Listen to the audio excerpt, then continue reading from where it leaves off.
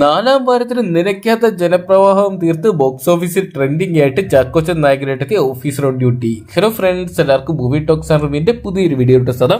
അപ്പോൾ ഇന്നത്തെ വീഡിയോക്കകത്ത് നമ്മൾ പങ്കുവെക്കാൻ പോകുന്നത് ഓഫീസർ ഓൺ ഡ്യൂട്ടി എന്ന് പറയുന്ന ഏറ്റവും പുതിയ മലയാള സിനിമയുടെ 23-ാം ദിവസമായി ഇന്നലത്തെ കളക്ഷൻ റിപ്പോർട്ടും അതോടൊപ്പം തന്നെ 23 ദിവസത്തെ world wide box office collection റിപ്പോർട്ടുമാണ്. വീഡിയോ ആദ്യമായിട്ട് കാണുന്ന സുഹൃത്തുക്കളാണെങ്കിൽ ഏറ്റവും പുതിയ സിനിമാ വിശേഷങ്ങൾക്കായിട്ട് ഇപ്പോൾ തന്നെ ചാനൽ സബ്സ്ക്രൈബ് ചെയ്ത് നോക്കുക.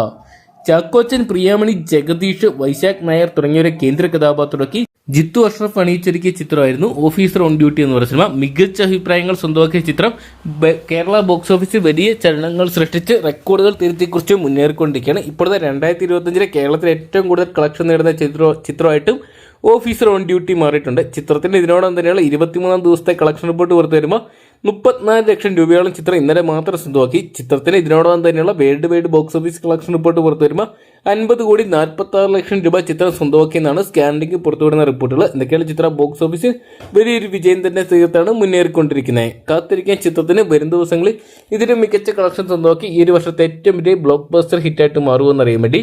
അപ്പോൾ ചാക്കോച്ചൻ നായകനായിട്ടെത്തിയ ഓഫീസർ ഓൺ ഡ്യൂട്ടി എന്ന് പറയുന്ന സിനിമ നിങ്ങൾ കണ്ടിട്ടുണ്ടെങ്കിൽ സിനിമയെക്കുറിച്ചുള്ള നിങ്ങളുടെ വിലയേറിയ അഭിപ്രായം കമന്റ് ബോക്സിൽ പങ്കുവെക്കുക.